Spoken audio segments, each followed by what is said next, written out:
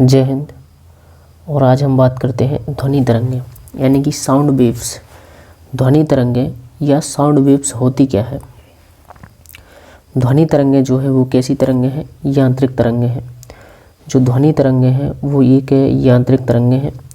इसका दैनिक जीवन में अत्यधिक लाभ है। ध्वनि तरंगें एक यांत्रिक तरंगें हैं, इसका दैनिक जीवन में अत्यधिक लाभ है।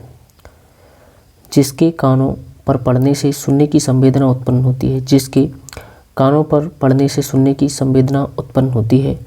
सामान्यतः वायु के माध्यम में अनुदैर्ध्य तरंग ध्वनि तरंग कहलाती है। सामान्यतः देखा जाए तो जो वायु के माध्यम में अनुदैर्ध्य जो तरंग है वह ध्वनि तरंग कहलाती है। सामान्यतः वायु के माध्यम में जो अनुदैर्ध्य तरंग है वह ध्वनि तरंग कहलाती है। अगला है जो ध्वनि तरंगें हैं वो निर्वात में नहीं चल सकती। निर्वात का मतलब होता है जहाँ पर कोई भी माध्यम ना हो, ठोस द्रव गैस, अगर कोई माध्यम नहीं है तो ध्वनि तरंग नहीं चलेगी। यानी जहाँ अगर वायु भी नहीं है तो निर्वात में ध्वनि तरंग नहीं चलती। निर्वात वह स्थान होता है जहाँ कोई भी माध्यम ना हो, यानी कि जहाँ हवा भी ना हो, वायु भी ना हो, उसे निर्वात कहते हैं। संगीतिक ध्वनियों की विशेषताएं। संगीतिक ध्वनियों की विशेषताएं क्या होती हैं जो यूज होती हैं? संगीतिक ध्वनियों की विशेषताएं तो प्रबलता यानी कि लाउडनेस। प्रबलता यानी कि लाउडनेस। प्रबलता ध्वनि का वह लक्षण है। प्रबलता जो है ध्वनि का वह लक्षण है जिसके आधार पर कोई ध्वनि कान को धीमी या तेज सुनाई पड़ती है। मतलब प्रबलता से हमें यह पता चलता है कि कोई ध्वनि धीमी है या तेज है। जब कोई ध्वनि हमें धीमी सुनाई पड़ती है तो प्रबलता कम होती है। जब कोई ध्वनि हमें धीमी सुनाई पड़ती है तो प्रबलता कम होती है, जबकि तेज सुनाई देने वाली ध्वनि की प्रबलता अधिक होती है।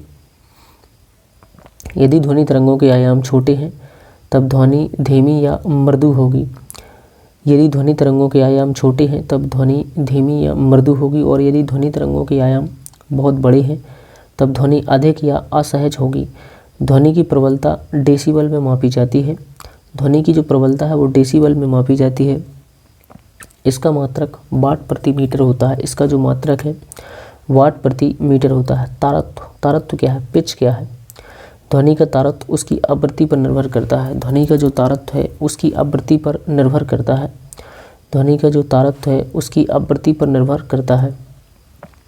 ध्वनि स्रोत की आवृत्ति बढ़ने पर उत्पन्न ध्वनि का तारत्व बढ़ जाता है। यदि हम ध्वनि स्रोत की आवृत्ति बढ़ाते हैं तो उत्पन्न ध्वनि का तारत्व बढ़ जाता है तथा ध्वनि पतली हो जाती है। तारत्व बढ़ेगा तो ध्वनि क्या हो जाएगी?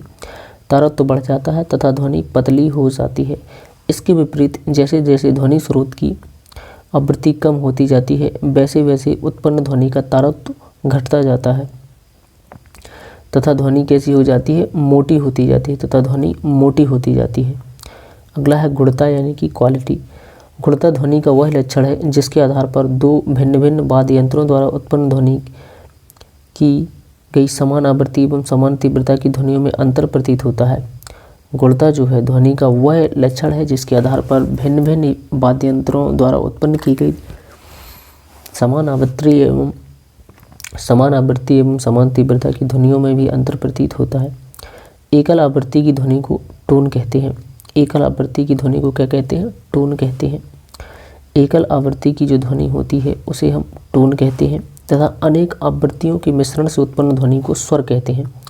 अगर अनेक आवृत्तियों के मिश्रण से उत्पन्न ध्वनि को स्वर कहते हैं। अगला है तीव्रता यानी कि इंटेंसिटी। किसी एकांक क्षेत्रफल से प्रत्येक सेकंड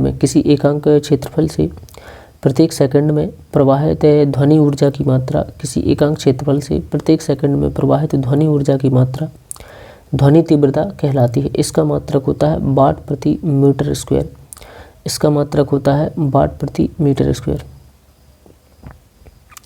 आई होप आपको समझ आया हो कि ध्वनि क्या है या साउंड क्या है।